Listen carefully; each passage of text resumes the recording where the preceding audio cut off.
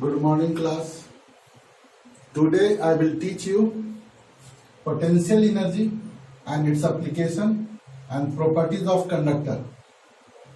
First, I will give you information about potential energy and its application.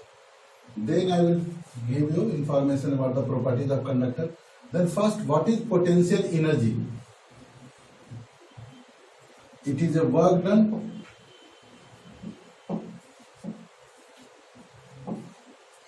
to bring a charged body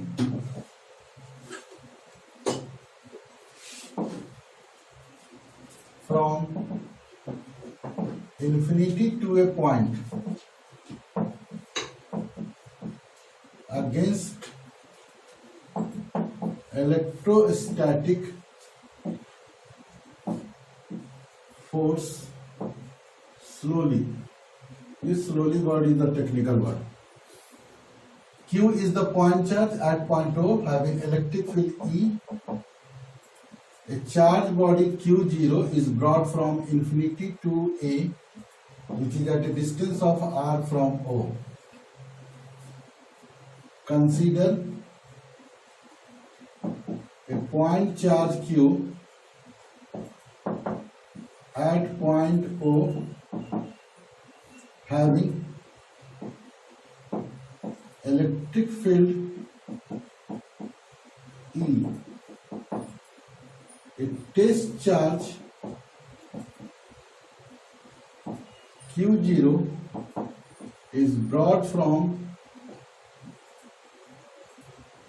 infinity to A, which is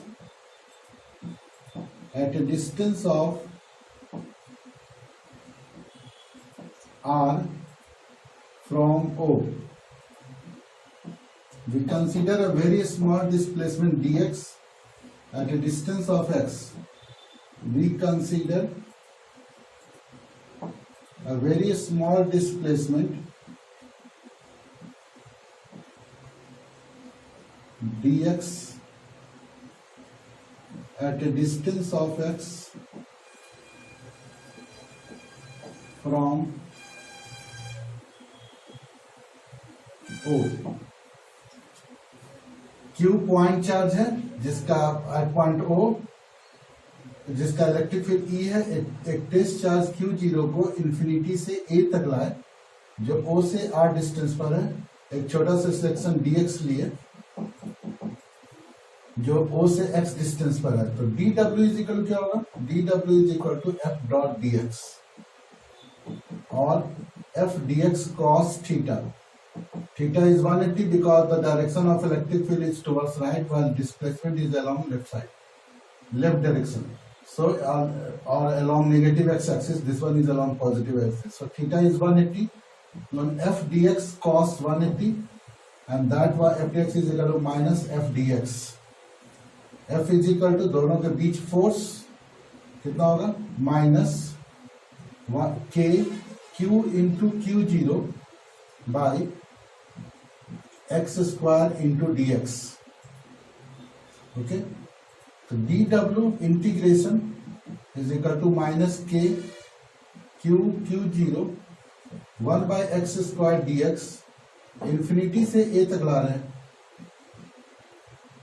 0 से लेके w तक ला रहे हैं, तो w is equal to हो जाएगा minus के q0 1 by x square का पहले भी इंटीग्रेशन हम बता चुके हैं कि माइनस 1 बाई एक्स होता है। फिर एक बार बता देते हैं, इसको इससे मल्टीप्लाई करेंगे तो पावर ऐड होगा और जितना पावर होगा उससे डिवाइड होगा। X to the power minus 1 by minus 1, minus वाला नीचे ले आते हैं तो माइनस 1 बाई एक्स, तो minus 1 by x infinity to r, a का डिस्टेंस आर है इंफिनिटी से आर तक, that is k q into Q0 1 by r minus 1 by infinity और W is equal to KQ into Q0 by R. This is the work done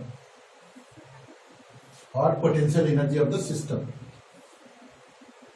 इसको note कीजिए, कुछ वही same चीज है जैसे हम पोटेंशियल निकालते थे, dW की जगह यहाँ पर Q0 ला देते थे, फिर इलेक्ट्रिक फील्ड रिलेशन बता देते, सब एक ही पैटर्न है। dw is equal to F dot D X की है, F D X cos theta हुआ, एफ डी एक्स कॉस 180 हुआ, कॉस 180 -1 होता है, एफ दोनों के बीच कूलम्स फोर्स निकाले, एक्स स्क्वायर का इंटीग्रेशन किए, वैल्यू लिमिट पुट कर दी। खास ज्यादा टफ तो है नहीं। अब इसका हम डिस्कशन करते हैं, क्योंकि ज्यादा इंपॉर्टेंट डिस्कशन ही होगा जो ऑब्जेक्टिव में आपको काम आएगा। सिर्फ आपको ये फॉर्मूला याद करना, डिराइव करने तो रेयर चांस है कि आए एग्जाम में, लेकिन आपको फॉर्मूला याद रखना है।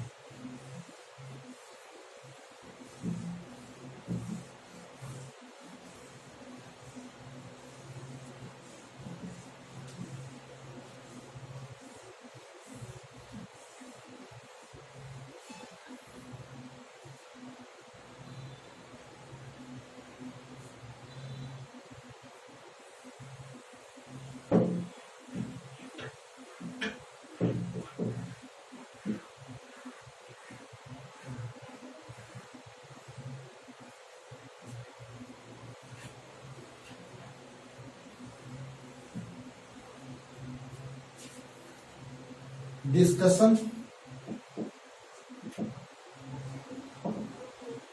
W is equal to KQ into Q0 by R square R. If Q1 into Q2 is greater than 0, energy is greater than 0, energy greater than 0, that means force is repulsive. If Q1 into Q2 is less than 0, less than 0, force is attractive. Third, energy, SI unit of energy is joule. SI unit of energy is joule. CGS L.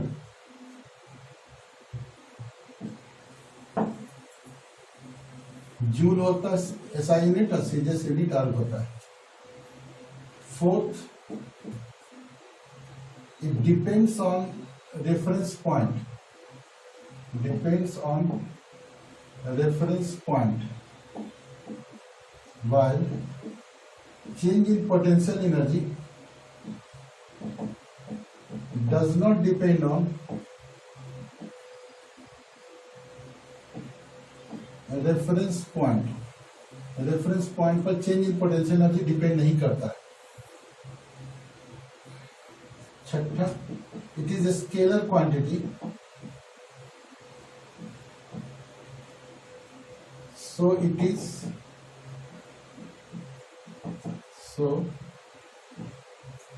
is added algebraically.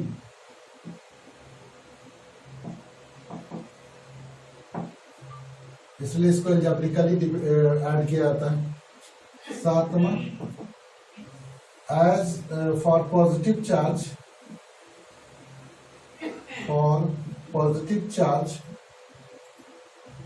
as we move, positive charge के लिए जैसे जैसे हम move करते हैं away from the point charge, potential energy will decrease, while for negative charge it will increase. ये सब points आपको याद रखना चाहिए, जो काम आएगा आपको ऑब्जेक्टिव में भी पूछ सकता है। ये इसको एक दूसरे तरीके से भी हम इसको रेफरेंस में बताना चाहेंगे। मानते कोई चार्ज है Q1 है, this is brought from infinity to A, do you think work is done? Q1 को इंफिनिटी से A तक लाए, क्या आप सोचते हैं कि वर्क डन हुआ? तो your answer should be no, because of the absence of external force. यहाँ पर कोई भी एक्सटर्नल फोर्स नहीं है। इन्फिनिटी से जब हम किसी चीज को ला रहे हैं चार्ज को, एक पॉइंट से दूसरे पॉइंट A तक, इन्फिनिटी से A तक, तो कोई भी वर्क डन नहीं हुआ। Now Q2 is brought from infinity to B, which is at a distance of R from A, तो वर्क डन हुआ? बोलेंगे यस वर्क डन हुआ। क्यों? क्योंकि इसके कारण वर्क डन बराबर V इंटू क्यू भी होता है, Q2 होता है।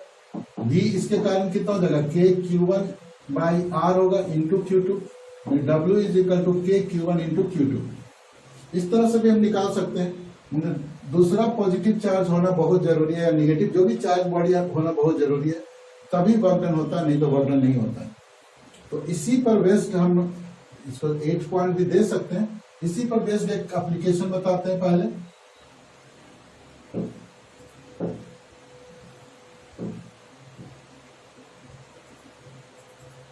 Application 1,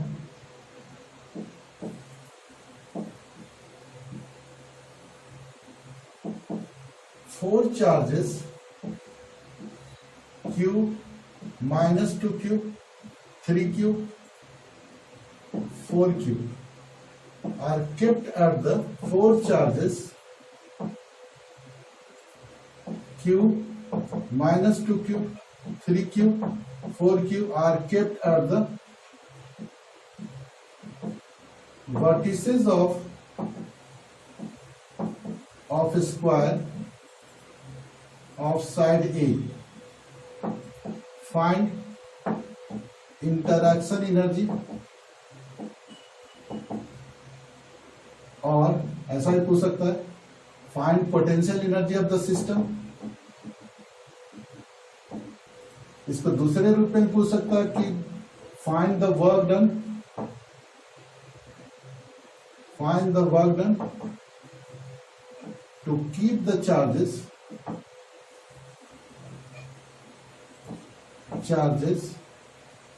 on the vertices of a square। तो पहले हम समझना चाहेंगे कि इसमें इंटरैक्शन एनर्जी होगा कितना। पहला इंटरैक्शन एनर्जी होगा, इस पूरे सिस्टम का इंटरैक्शन एनर्जी अगर हम निकालेंगे तो पहले एक formula NC2, N is the number of vertices. तो इस जगह 4 वर्टिसेस है तो 4C2 करेंगे। मैथ स्टूडेंट के लिए पता है कि इसका जानता होगा वो, तो इसको ऊपर में लिखेंगे 4 फैक्टोरियल डिवाइडेड बाय 2 फैक्टोरियल, नीचे वाला 2 फैक्टोरियल, फिर दोनों के बीच के डिफरेंस का factorial. 4 factorial means 4 into 3 into 2 into 1, 2 factorial means 2 into 1 into फिर 2 फैक्टोरियल इंटू 2 इंटू 1, तो 2 2 4 से कैंसिल हो गया, बराबर 6। तो 6 एनर्जी होगा। ऐसा अगर मानते हैं कि पेंटागन या हेक्सागन पर पूछेंगे तो 6C2, तो factorial 6 divided by factorial 2 factorial 4, 6 minus 2 4, तो 6 into 5 into 4 factorial divided by 2 into 1 into 4 factorial, तो 4 फैक्टोरियल से 4 फैक्टोरियल कर गया, 3 2 जा 6, मतलब 15 ऐसे 15 एनर्जी होगा, जिसका एल्जेब्रिक सम जितना भी हो 15 टाइम्स होना ही चाहिए। तो इस तरह से हम निकाल सकते हैं, एक बार में बता सकते हैं कि कितना एनर्जी उस जगह पर हो सकता है। अब इस क्वेश्चन को बताते हैं, पहले इसको नोट कर लीजिए आप, बहुत इंपॉर्टेंट चीज है। मान लीजिए 8 वर्टिसेस क्यूब दे देते, 8 वर्टिसेस होगा तो 8C2 करके निकालेंगे, कितना आएगा उसके अंदर, 6 वर्टिसेस है, 5 वर्टिसेस है, जैसा भी दे दे उस पर निकाल सकते हैं।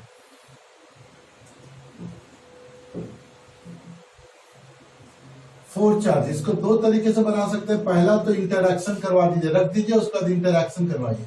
इसके बीच इंटरैक्शन कितना हो जाएगा, के फॉर्मूला से Q into -2Q, -2Q square by A। फिर इस दोनों के बीच का इंटरैक्शन एनर्जी K रखेंगे, 3Q into 2Q, 6Q square by A। फिर इस दोनों के बीच में plus K, 4 3 12, Q square by A। फिर इस दोनों के बीच में प्लस 4 के क्यू स्क्वायर बाई ए, इसके बीच इसके बीच। अब इस डायगोनली भी सोचा जा सकता है, इसका कितना हो जाएगा, प्लस के 3Q स्क्वायर बाई ए। फिर इसको डायगोनली बनाते हैं, कितना हो जाएगा, माइनस के 4 2 8 A√2 होगा। इसका साइड का डिस्टेंस A√2 था, इसका कितना हो जाएगा, 4Q into 2Q, 8Q square by A√2 कितना आएगा। तो माइनस वाले को 6 या 2 8 और 12 4 16, तो बचेगा 8KQ स्क्वायर बाई ए, और इसमें से घटेगा -3, इसमें से घट गया, A√2 बेस था, -5KQ स्क्वायर बाई A√2, इतना जूल आंसर हो गया। इसको दूसरे तरीके से भी बना सकते हैं, हो सकता है इसमें समझ में ना आया हो, तो हम एक और इजी मेथड इसको समझा सकते हैं। पहले स्क्वायर बना लेंगे, और Q charge first Q charge है, ए पॉइंट पर इंफिनिटी से लाएंगे तो वर्क डन हुआ। तो कोई बोलेगा कि कोई अदर चार्ज नहीं था इसलिए वर्क डन 0 हुआ। प्लस अब हम दूसरे चार्ज -2q को इंफिनिटी से इस पॉइंट पर लाए तो वर्क डन होगा, दोनों के बीच में होगा। कितना हो जाएगा? -2kq² साइड ए था। उसके बाद 3q को इंफिनिटी से इस पॉइंट पर लाए तो इसके साथ इंटरेक्शन भी होगा, इसके साथ भी इंटरेक्शन होगा। तो इसके साथ कितना हो जाएगा, या इसके साथ कितना हो जाएगा? 3kq² और इसके साथ कितना इंटरेक्शन हो जाएगा? -6kq²। इसके बाद हम 4q को इंफिनिटी से लाए तो पहले इसके कारण इंटरेक्शन होगा, कितना हो जाएगा? k प्लस होगा, प्लस k 4q²। फिर इसके साथ इंटरेक्शन होगा -8kq²√2, ये डिस्टेंस a√2 है। उसके बाद इसके साथ इंटरेक्शन होगा +12kq²। अब हम जो बेस सेम है, जैसे इसका बेस सेम है, इसको जोड़ घटाव करते हैं, इसका करते हैं। 6 और 2 8 हो गया और 12 4 16, तो कितना बचेगा? 8kq²। और 3 है -8 है तो -5kq²√2। इस तरह से भी हम निकाल सकते हैं कि इंटरेक्शन दोनों सेम एनर्जी है। ये दूसरा मेथड है। इंफिनिटी को एक एक करके प्रत्येक चार्ज को इंफिनिटी से लाएंगे, इसमें एक ही बार रख दिया और प्रत्येक का इंटरेक्शन एनर्जी निकाले। इसमें कंफ्यूजन हो सकता है, पहले क्यू लाए कोई वर्क डन नहीं, दूसरा लाए तो क्यू के साथ हुआ, तीसरा लाए तो दोनों के साथ क्यू -2 की दोनों के साथ हुआ, चौथा लाए तो क्यू -2 की तीनों के साथ लिए। इस तरह जितना बार आएगा उतना बार इंटरेक्शन एनर्जी हम देते जाए। वो मेथड भी ठीक ही है। एप्लीकेशन 2 में चलते हैं, इसको नोट कर लीजिए, स्क्रीनशॉट लीजिए इसका। Application 2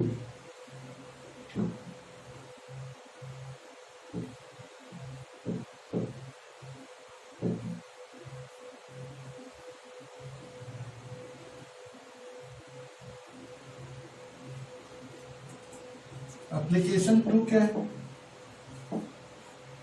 find the internal energy of the hollow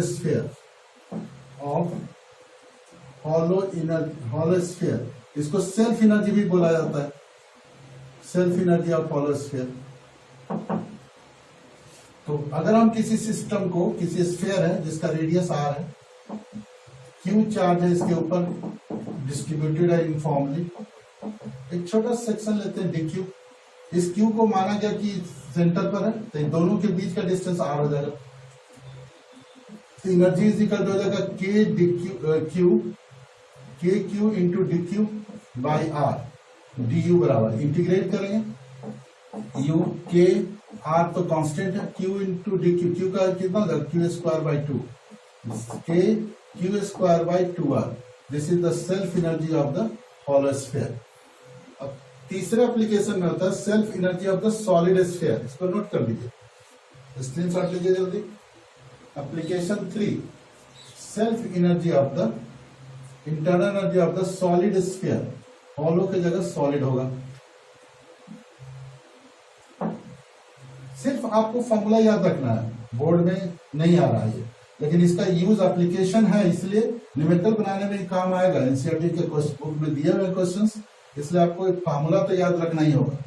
तो सॉलिड स्फीयर, मानते हैं एक सॉलिड स्फीयर है जिसका रेडियस r है, Q charge is uniformly distributed throughout the region, p be the point at a distance of x which having thickness dx। तो इस दोनों के बीच इंटरैक्शन एनर्जी कितना होगा? तो पहले इसका चार्ज मानते हैं q डैश है, इसका चार्ज है dq। कंसीडर जरूरत नहीं है, मतलब आप जान लीजिए कि एक सॉलिड स्फीयर है, इंसुलेटिंग है, रेडियस r है, उसमें q चार्ज यूनिफॉर्मली डिस्ट्रीब्यूटेड है। अब हम एक p point inside the sphere लिए और जिसका थिकनेस छोटा सा dx है, at a distance of x लिए है। तो उस जो थिकनेस वाला चार्ज सेक्शन है, ये जो सेक्शन है, इसका चार्ज मान लिए कि dq है और उसके अंदर का चार्ज q है। तो इस दोनों के बीच कितना इंटरैक्शन एनर्जी हुआ? तो डी यू के फॉर्मूला से Q dash into D Q divided by x, क्योंकि एक्स डिस्टेंस पर है दोनों का सेपरेशन। अब हम क्यू डैश निकालते हैं। 4/3 पाई आर क्यू के लिए कितना चार्ज है क्यू, तो 1 के लिए कितना हो जाएगा Q by 4 pi are Q into 3, तो कितना है इसका 4/3 पाई एक्स क्यू के लिए होगा तो क्या होगा 3 by 4 pi are Q into 4/3 pi X Q. 4 pi cancel, 3 से 3 कैंसल, तो Q X Q by R Q, this is Q dash.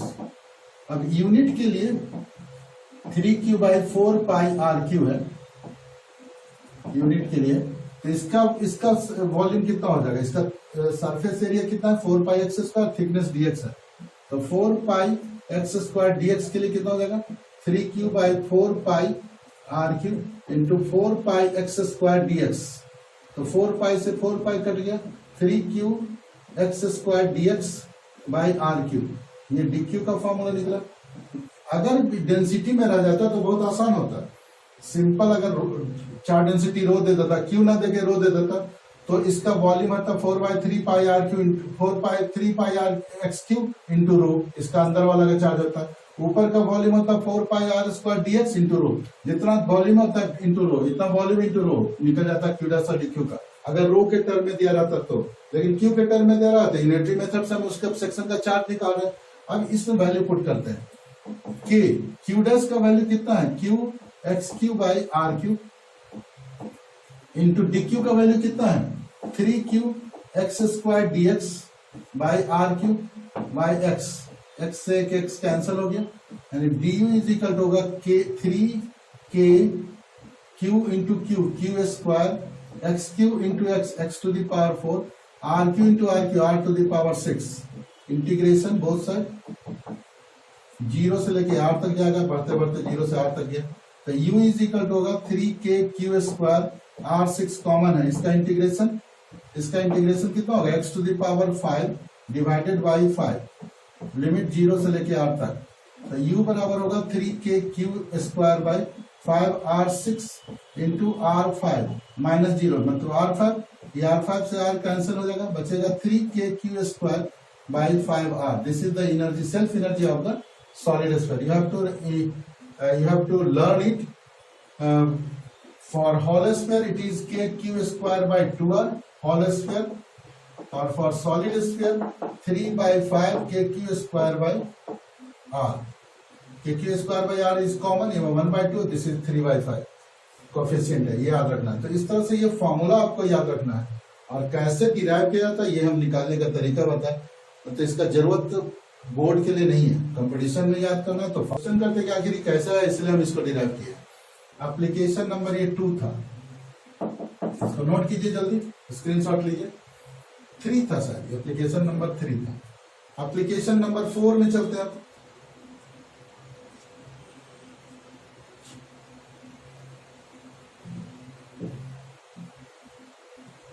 ये पढ़ना है आपको कि अगर एक्सटर्नल फील्ड में रखा हुआ है कोई चार्ज, 2 चार्ज का सिस्टम, पॉइंट चार्ज या सॉलिड स्फीयर ऐसा करके दिया रहे, तो कितना एनर्जी होगा सिस्टम का, ये बहुत इंपॉर्टेंट है, ये आपको पढ़ना है। Potential energy in the presence of external field, presence of external field. तो मानते कोई पॉइंट चार्ज के कारण एक्सटर्नल फील्ड है, 2 चार्ज है, एक है Q1 जिसका पोजीशन वेक्टर है R1, दूसरा चार्ज है जिसका पोजीशन वेक्टर है Q2 जिसका पोजीशन वेक्टर R2 है, दोनों के बीच सेपरेशन R है। तो अगर दोनों पॉइंट चार्ज है तो एक्सटर्नल फील्ड E करके कुछ है, एक्सटर्नल फील्ड है ये, तो उसके कारण पोटेंशियल डेवलप होगा इस जगह पर। तो पहला एनर्जी होगा, पहले इसके कारण इलेक्ट्रिक फील्ड, तो VQ1 होगा, इसके कारण इलेक्ट्रिक फील्ड प्लस VQ2 होगा, या अलग अलग वेरिएबल है तो V1 V2 होगा, ये कांस्टेंट है तो VQ1 प्लस VQ2 होगा, और फिर दोनों के बीच का इंटरैक्शन एनर्जी होगा k Q1 into Q2 by R, ये होगा, दोनों के बीच सेपरेशन है। अगर इसके जगह पॉइंट ऑब्जेक्ट या सॉलिड स्फीयर दे दें, एक सॉलिड स्फीयर है, दूसरा सॉलिड स्फीयर, इसका रेडियस है R1, इसका रेडियस है R2, दोनों के बीच का सेपरेशन स्मॉल r है, एक्सटर्नल फील्ड ई में रखा हुआ है, तब कितना इंटरैक्शन एनर्जी होगा। ये सब क्वेश्चन ही पूछ सकता है एग्जाम में, न्यूमेरिकल में दे देगा।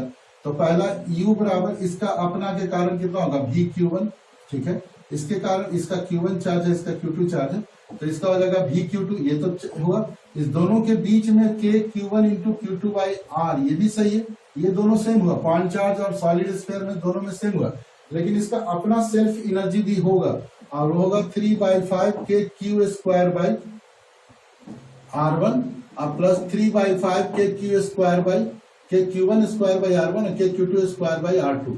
ये self total energy of the system इतना हुआ, जबकि पॉइंट चार्ज के लिए total energy of the system इतना हुआ। ये बहुत इंपॉर्टेंट है, आपको ये न्यूमेरिकल बनाने में मदद मिलेगा, और ये एनसीईआरटी में दिया हुआ है, इसलिए इसको एकदम याद करके ही आपको रखना है।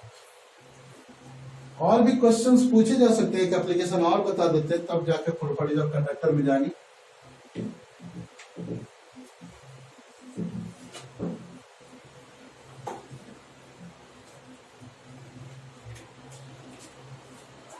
एप्लीकेशन नंबर 5, 6 जो भी है, मानते 3 चार्जेस है, एक Q है, एक Q है, इसका रेडियस R1 है, R1 साइड R1 है।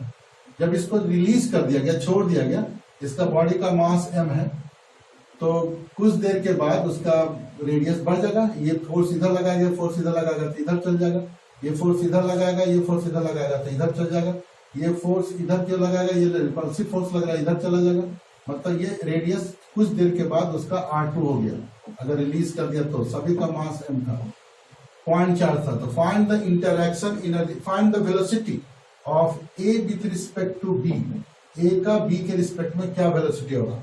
तो पहले एनर्जी कंजर्व करते हैं। पहले एनर्जी कितना था, initial energy K Q square by R1, और ऐसा 3 है इसलिए 3 प्लस 0।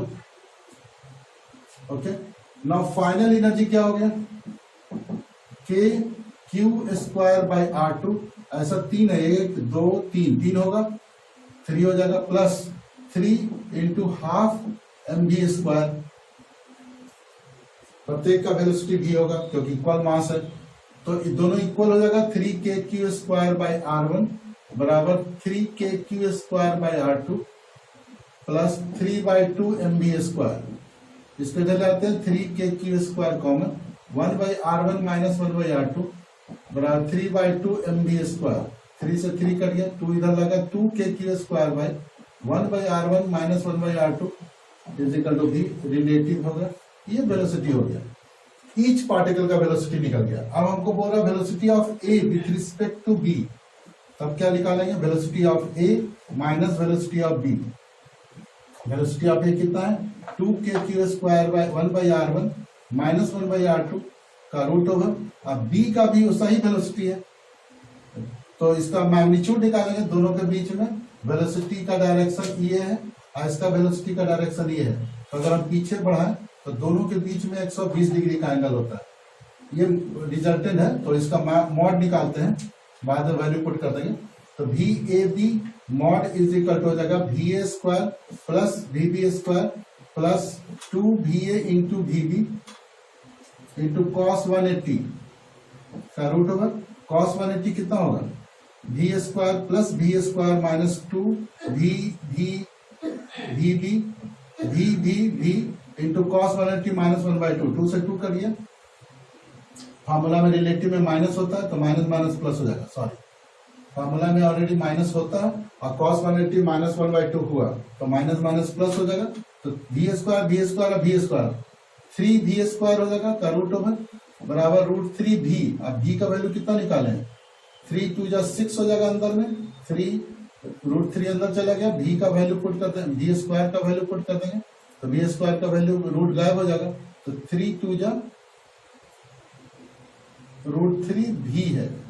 अब V का वैल्यू है 2KQ square by 1/R1 minus 1/R2 का रूट ओवर, तो 3 को अंदर ला सकते हैं, तो 3 2 जा 6 हो जाएगा, इस तरह से 6 हो जाएगा, 6KQ square 1/R1 minus R2। Velocity of A with respect to B हो जाएगा, या वेलोसिटी ऑफ ईच पार्टिकल होगा तो ये आंसर होगा, इस तरह से हम निकाल सकते हैं। इसके अलावा एक और क्वेश्चन और हो सकता है जो बहुत इंपॉर्टेंट है, इसको नोट करिए, जल्दी स्क्रीनशॉट लीजिए। एप्लीकेशन 6 में अगर हम चलते हैं, इसको इलेक्ट्रिकल इमेज बोला जाता है। ये न्यू कॉन्सेप्ट है, लेक्चर ऑफ फिनार करके कोई राइटर है, उनके लेक्चर में सिर्फ दिया हुआ ये, या पुराने किताब से मिलते हैं, ये बुक मिलते हैं। जैसे मानते हैं क्यू चार्ज है, इरोडो में भी क्वेश्चन है, एक इनफाइनाइट लॉन्ग शीट है, तो शीट रहे, लाइन हो, दोनों रहेगा, तो इसको बोला गया कि प्लेन मिरर की तरह बिहेव करेगा, ऐसा मान लिया गया। मानते डिस्टेंस आर है, शीट ही मान लेते हैं, क्यू है ये, तो इसको मिरर की तरह बिहेव कराएंगे और इसका इमेज बनाएंगे, तो माइनस क्यू होगा इमेज। प्लेन मिरर में ठीक उल्टा होता है, इन्वर्टेड होता है, लेटरली इन्वर्टेड होता है, इसलिए क्यू पॉजिटिव है तो क्यू माइनस होगा, माइनस होता है तो प्लस होता है, और डिस्टेंस भी सेम होता है from the mirror to the object और mirror to the image. So no total separation r to r हो गया, तो एनर्जी अब निकालना बहुत आसान हो गया। के फार्मूला से minus Q minus Q square by separation R R R, 2r हो गया। That is the interaction energy of the system. इसको कहा जाता है इलेक्ट्रिकल इमेज मेथड। तो ये आपको सिर्फ जानना है, इसको याद रखें कि ये सब काम दे सकता है आपको इलेक्ट्रिकल इमेज मेथड के द्वारा, आसानी से आप जल्दी बना सकते हैं। ये एप्लीकेशन नंबर 6 है, इसको नोट कीजिए जल्दी। सीट और लाइन प्लेन मिरर की तरह बिहेव करता है। अब हम अगले टॉपिक की ओर जाते हैं, properties of conductor.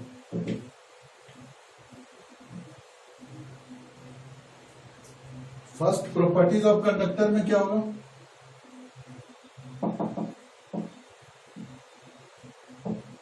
First property है कि there is no charge inside the conductor. इसको प्रूफ पूछ सकता है, तो क्या लिखेंगे कि when it is taken inside the electric field, when it is taken inside the electric field,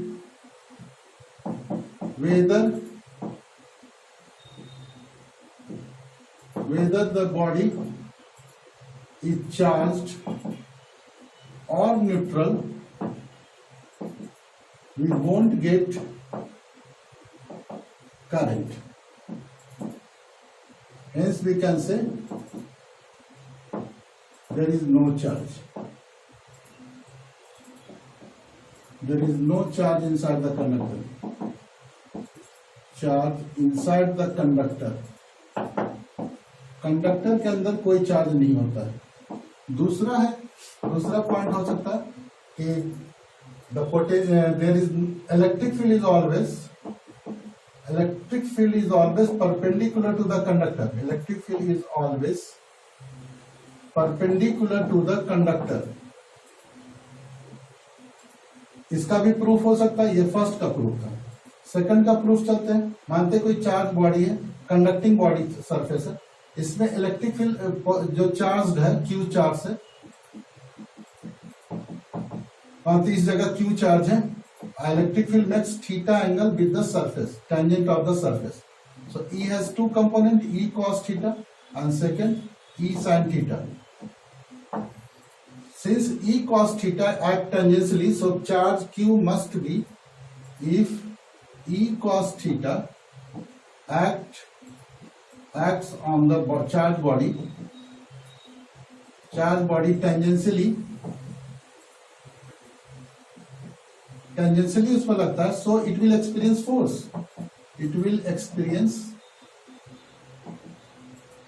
force, experience करेगा।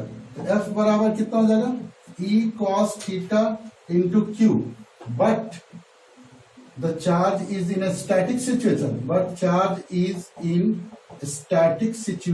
मतलब रेस्ट में है सिचुएशन, उसका सिचुएशन है कि वो स्टैटिक फॉर्म में है, मतलब F is 0, F is equal to EQ cos theta.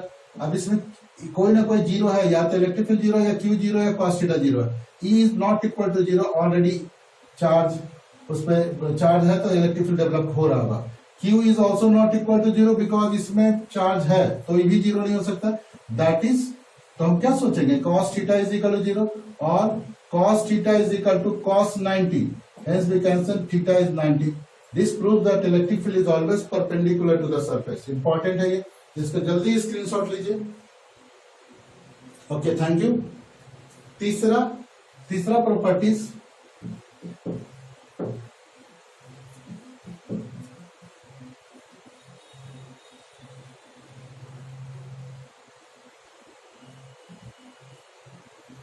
there is no potential difference inside the conductor. Third property is that there is no potential difference.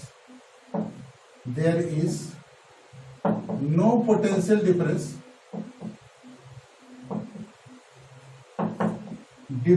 inside the conductor. Or charge is constant. Potential is constant. Potential difference zero है, but potential is constant. इस properties को proof देखते हैं। मानते हैं कि conducting sphere है जिसका रेडियस r है, एक गॉसियन सरफेस ड्रॉ करते हैं उसके अंदर, तो E dot D S is equal क्या होगा, E इजिकल टू होगा dv बाई डी आर। इसके पहले फोर्थ प्रॉपर्टीज के पहले थर्ड प्रॉपर्टीज, ये फोर्थ प्रॉपर्टीज मान लीजिए इसको। थर्ड प्रॉपर्टीज का होता कि there is no electric field inside the conductor, there is no electric field inside the conductor के अंदर इलेक्ट्रिक फील्ड नहीं होता है। फिर इसमें भी ऐसा ही मानेंगे, consider there be conducting sphere of radius r, P be the point at a distance of x inside the conductor. We draw Gaussian surface. Consider there be a conductor of radius r. Q charge is present on its surface. Then from Gauss theorem, P be point inside the sphere.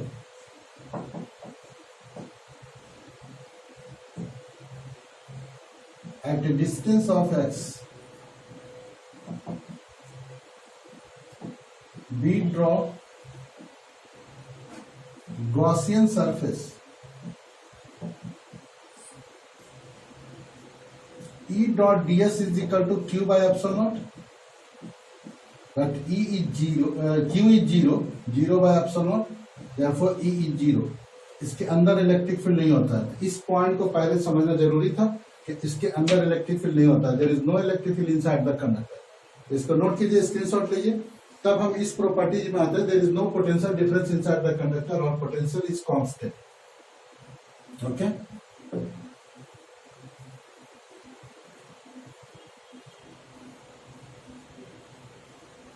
now we know that E is equal to dB by dr, mod E is equal to dB by dr. So E is equal to dE dr is equal to dV. Taking integration both side, दोनों side integration ली, तो integration E dot dr is equal to integration dV. तो V का integration V हुआ, E 0 into dr बराबर 0 dr, this is equal to constant. 0 का integration constant होता है, तो v is constant, so VAB is equal to 0। Inside the conductor there is no potential difference inside the conductor and potential is constant, both are proved. Now property number 5, electric field on the surface of the conductor is sigma by epsilon naught. Electric field on the surface of the conductor, property number 5, electric field on the surface of the conductor is sigma by epsilon naught, where sigma is the charge density. Sigma is the charge density. Consider there be a sphere of radius r. Consider there be a conducting sphere of radius r, sigma be the charge density,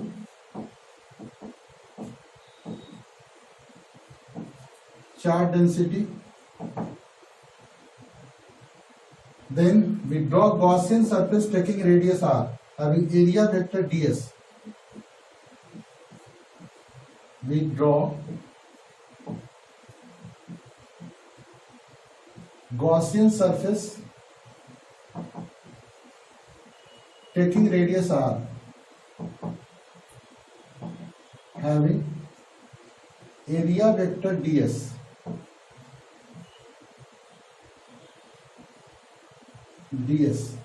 E dot ds from Gauss theorem, E dot ds is equal to q by epsilon naught. This implies that E तो E रह गया, ds पूरे surface area का 4 pi r square, q इस पे charge कितना, sigma into 4 pi r square. From unitary method, since unit have sigma charge, इस surface का 4 pi r स्क्वायर का कितना हो जाएगा, sigma into, therefore sigma into 4 pi r square, that is जो q होगा उसके ऊपर होगा sigma into 4 pi r square. तो इसको लिखेंगे sigma into 4 pi r square by epsilon not. q का वैल्यू पुट किया, 4 pi r square 4 pi r square कर दिया, therefore E is equal to sigma by epsilon naught. Hence electric field on the surface of the conductor is sigma by epsilon naught. इसका screenshot लीजिए जल्दी. Properties number 6.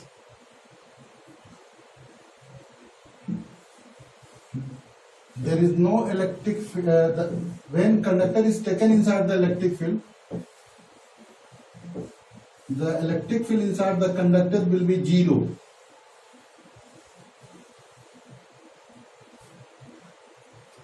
When a conductor is taken inside the electric field, when a conductor is taken inside the electric field,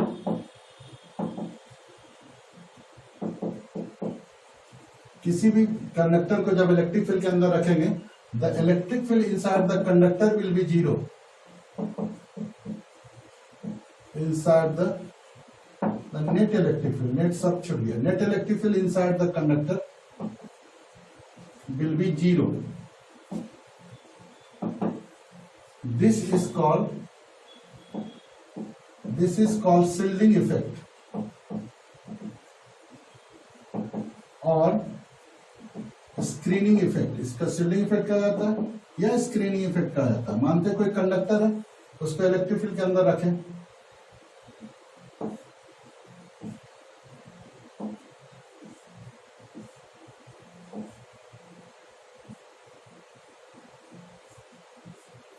इस तरह से रखें, तो मानते ई not रखे, तो इसके अंदर भी ई नॉट एक इलेक्ट्रिक फील्ड होगा सभी जगह पर. Due to this electric field, electron start to drift just opposite direction of flow of current.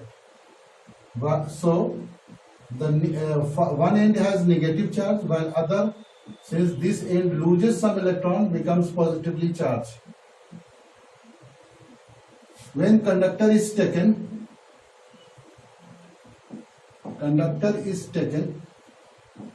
inside electric field, electrons start to drift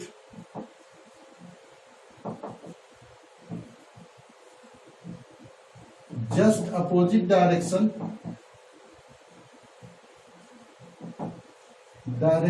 of flow of current. Current के flow का just opposite direction में ड्रिफ्ट होने लगता है. So one end has negative charge, so one end nearer end कह सकते हैं. So nearer end has negative charge while far end has positive charge. Nearer end को negative charge कहेंगे, far end has positive charge हो जाएगा. So an electric field, induced electric field will develop inside the conductor. So induced electric field will develop inside the conductor, conductor के अंदर induced electric field होगा, develop हो जाता है। तो इसके अंदर क्या हो जाता है, the magnitude of EI is equal to E0, जो एक्सटर्नल इलेक्ट्रिक फील्ड है, और उसके अंदर जो इलेक्ट्रिक फील्ड डेवलप, दोनों का मैग्नीट्यूड सेम होता है। So E net is equal to E0 minus EI, both are equal, तो E0 minus E0। So net electric field inside the conductor is 0। This effect is called shielding effect. इस concept पर एक question है SC Verma में, question number 45 है, इसको जल्दी screenshot लीजिए। एक क्वेश्चन बता देते हैं इस पर। मानते कोई कंडक्टर है, क्वेश्चन पूछा है, क्वेश्चन नंबर 5 है SC वर्मा का, 45 है क्वेश्चन नंबर।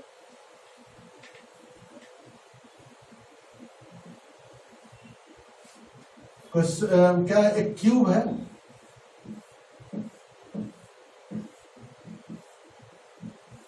जिसका साइड A है,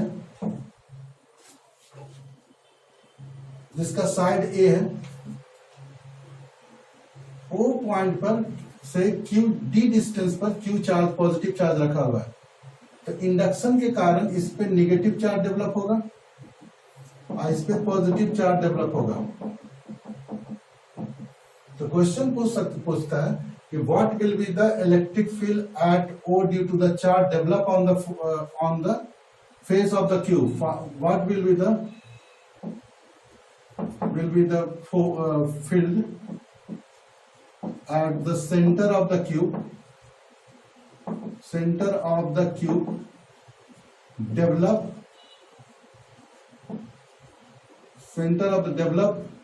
due to charge develop on its surface। तो इसके कारण मानते ये पॉइंट है, ये पॉजिटिव है, यहाँ per unit positive, electric field पूछ रहा था, यूनिट पॉजिटिव चार्ज लेते हैं, तो ये प्लस है, ये प्लस है, तो इसको क्या करेगा, रिपेल करेगा। मानते E1 है, ये निगेटिव है, इसके कारण भी अट्रैक्ट करेगा इस पॉजिटिव चार्ज को। मानते ये भी E1 है, क्योंकि डिस्टेंस सेम है, सेंटर पर ले रहे हैं। E2 भी रह सकते हैं, इसके कारण मानते हैं कि E3 है या E2 E है, कुछ भी है। But we know that inside the conductor according to shielding effect there sum is always equal to 0। That means E1 plus E1 minus E3 is equal to 0। E1 plus E1 2E1 is equal to E3। तो E3 का direction, E3 का magnitude इस जगह पर कितना होगा, KQ by D square. किस direction में होगा, along OA। तो electric field develop on the center of the cube due to the charge develop on the surface is KQ by D square, ये distance D square along OA। ये अच्छा question था, question number 45 है। इसी concept पर based था SCB का। Okay, that's right. सभी प्रॉपर्टीज खत्म हुए। अब इसके बाद हम कैपेसिटर चैप्टर में जाएंगे। अगले क्लास में हम कैपेसिटर चैप्टर में हम पहुंच रहे हैं। कैपेसिटर पढ़ाएंगे और उससे रिलेटेड प्रॉपर्टीज और एप्लीकेशन बताएंगे। Thank you.